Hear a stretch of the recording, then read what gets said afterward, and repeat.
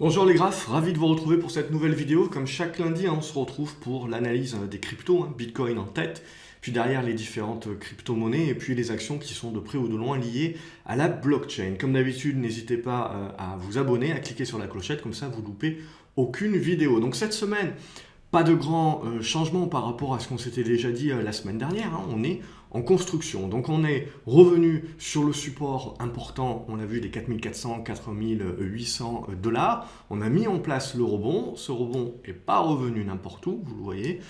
On en avait parlé notamment de cette zone des 7000 dollars. Donc pour l'instant, on bute dessus. Et qu'est-ce qui se passe? Construction. Donc on laisse faire pour l'instant. Vous voyez, on a des zones de soutien dans cette zone entre 5800 et 5300 dollars. Donc on attend tout simplement qu'on construise dans cette zone-là.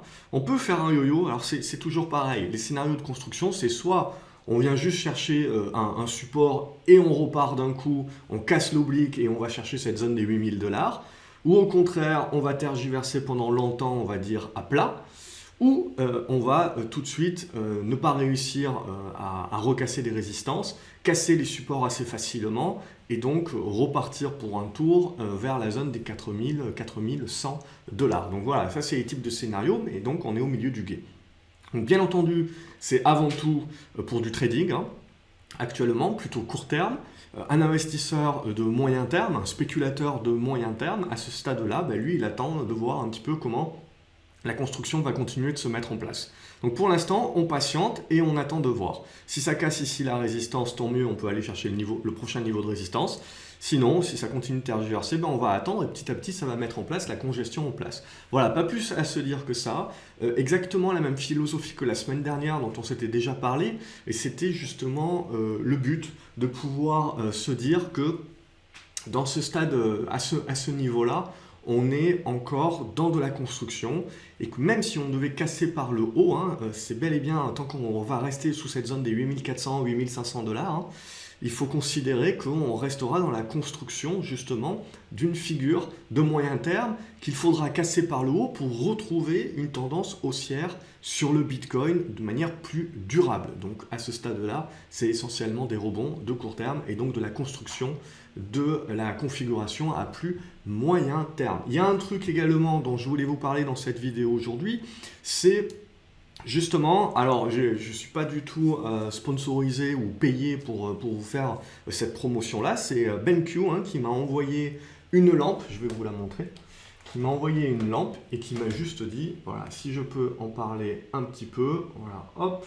on la voit, c'est une lampe USB, vous voyez, vous pouvez régler la luminosité, régler également la lumière si vous la voulez plus froide ou plus chaude. Moi, ce que je fais, c'est que je mets tout de suite en automatique, ça s'adapte en fait à la luminosité ambiante. C'est vrai que en tant que trader, c'est aussi simple que ça.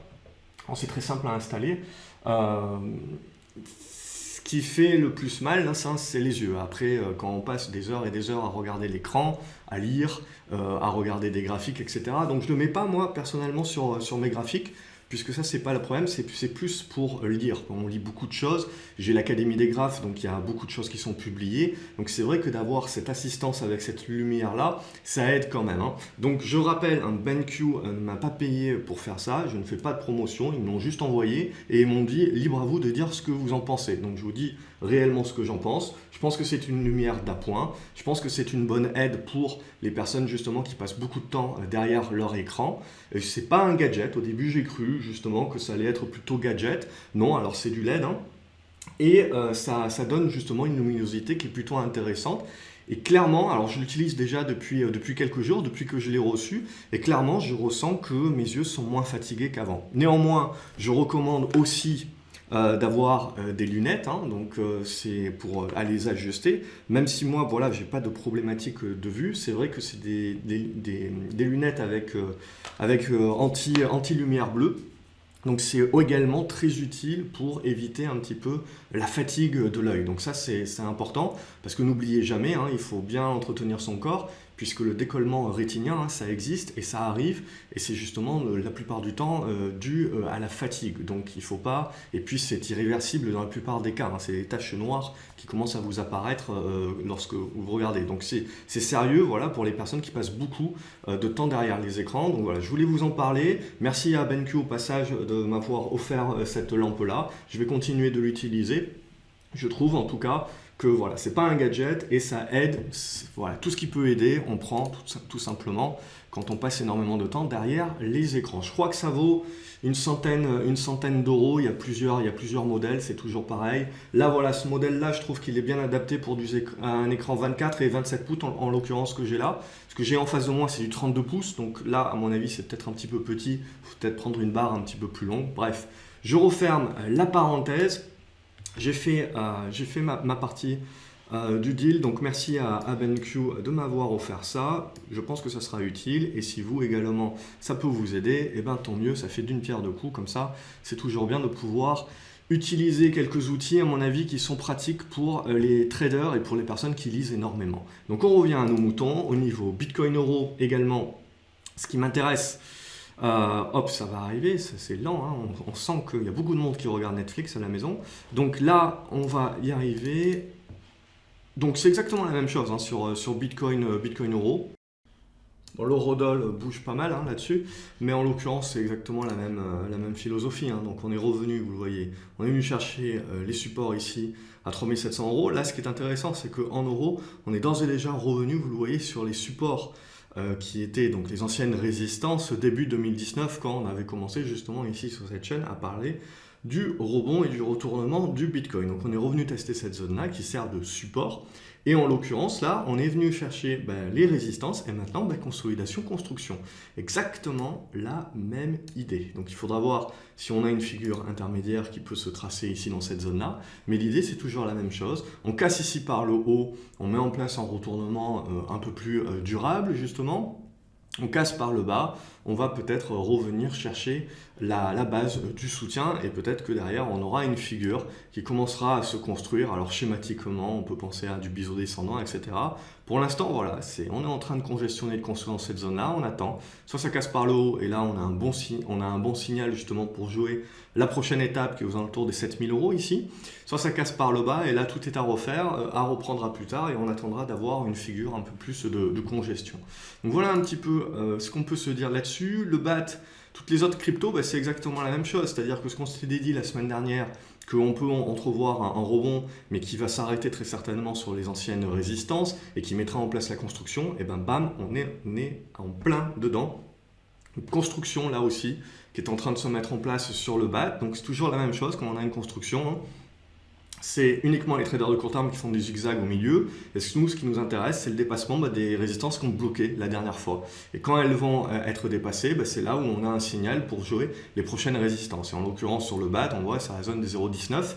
Et puis sinon, si on casse par le bas, on va continuer de construire dans ce qui, pour moi, commence à donner pas mal de biseaux descendants. Donc il manque encore pas mal de chandeliers, bien entendu, pour pouvoir construire tout ça, pour pouvoir valider tout ça. En l'occurrence, là, pour l'instant, on reste dans une consolidation à ce stade-là. Sur le BAT, le Binance Coin, à mon avis, c'est exactement la même chose. On voit que, hop, il peut y avoir un signal assez intéressant. On voit si on arrive à dépasser cette zone des 0,002. On voit, ça sera une bonne zone justement pour voir un petit peu. Alors, c'est ratio Binance Coin contre Bitcoin. Au niveau du Bitcoin Cash, qu'est-ce que l'on a là-dessus? C'est exactement la même chose. Donc, on revient sur les niveaux de résistance, on consolide, on construit. Il faut bien tenir ces zones-là. On voit, on a les constructions intermédiaires qui se mettent en place. Vous cassez par le haut, on va chercher plus haut. On casse par le bas, on va revenir chercher ces supports-là. Et ça va être, je pense, un petit peu la même chose, un petit peu partout. Donc, c'est la même chose sur Cardano. Hein, hop, on peut tirer l'oblique là très, très obtus. On est en train donc de naviguer là, il faudra casser, vous le voyez, cette résistance ici pour aller chercher plus haut. Sinon, on continue de naviguer en construction, en congestion. C'est toujours bon, hein, c'est toujours affiné. Pour l'instant, il n'y a pas de drame. Et donc, c'est plutôt des acheteurs hein, qui essayent d'anticiper là maintenant la cassure par le haut. Et si on ne veut pas anticiper, on attend justement la cassure. Même chose sur Cosmos. Hein.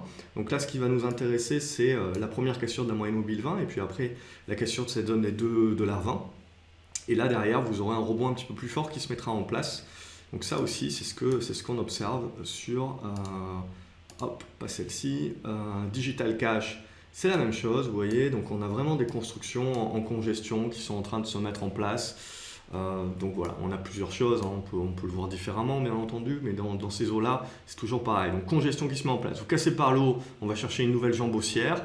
On casse par le bas, scénario caduc. Et os, c'est la même idée. Tac, on fait comme ceci, hop. Donc c'est l'idée pareil, vous cassez par le haut, on va chercher une nouvelle jambe. Alors attention, on va chercher une nouvelle jambe, il ne faut pas non plus crier victoire, parler de retournement aussi durable, long terme, du Bitcoin et des différentes cryptos. Non, là on reste en mode rebond, c'est juste qu'éventuellement on a une deuxième jambe haussière à ce rebond qui peut être possible sur cassure des résistances.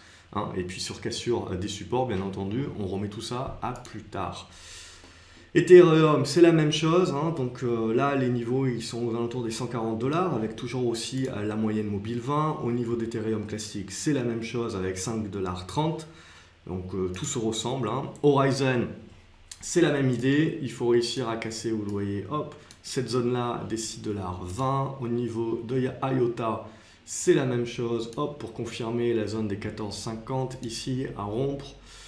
Pour le Litecoin, c'est exactement la même chose, à casser cette zone des 41 $, 42 $. Au niveau du Monero, là, on est déjà allé chercher un petit peu plus haut que d'habitude, et donc du coup, on a une consolidation qui peut se faire éventuellement sur cette zone des 40 $. Et donc là, du coup, vous voyez un range qui pourrait se créer, ou une figure, on verra plus tard. Et toujours est-il, c'est la même idée, il faudra réussir à casser cet ancien plus haut pour aller chercher une nouvelle jambe haussière, certainement vers cette zone des 59-60 $.